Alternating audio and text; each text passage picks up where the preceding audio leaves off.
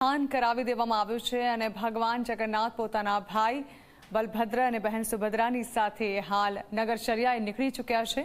ભગવાનના સ્વાગત માટે લોકો અતિ આતુર દેખાઈ રહ્યા છે। અમદાવાદના રસ્તાઓ પર માત્ર ને માત્ર જય જગન્નાથનો નાદ સંભળાઈ રહ્યો છે। ભગવાનના રથનું પ્રસ્થાન કરાવ્યા બાદ ભક્તો અતિ આતુર અને હાલ તો અતિ ઉત્સાહિત પણ દેખાઈ રહ્યા હતા।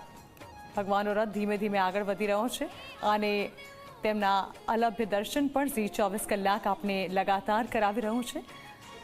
ગજરાજના પણ દર્શન હાલ થઈ રહ્યા છે ભક્તોને। ગજરાજને પણ સુંદર રીતે તૈયાર કરવામાં આવ્યા છે।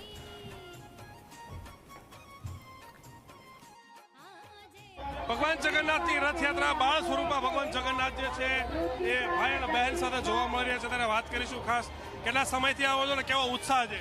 મને 10 વર્ષ થયા છે। હું 10 વર્ષથી આજ ભગવાન જગન્નાથની યાત્રા ફરું છું।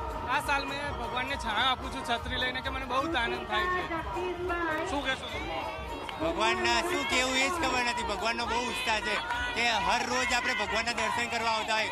આજે ભગવાન નગર યાત્રા નીકળે છે આપણને સ્વયં આપણા ઘરે દર્શન આપવા માટે।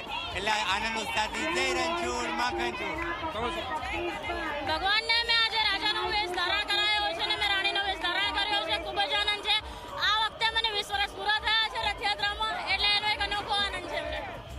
તો આ ભાવિ ભક્તો જે છે એ છેલ્લા 10 અને 15 વર્ષથી અને બહેન જે છે 20 વર્ષથી આ જ પ્રકારે ભગવાન જગન્નાથની રથયાત્રાની અંદર જે છે બાળ ભગવાન લઈ અને નગરચર્યા સાથે સાથે નીકળે છે। કેમેરામેન અમિત મકવાણા સાથે ઉદય રંજન, ઝી મીડિયા, અમદાવાદ। ભાવિ ભક્તો જે છે પોતાના મોબાઈલની અંદર ભગવાન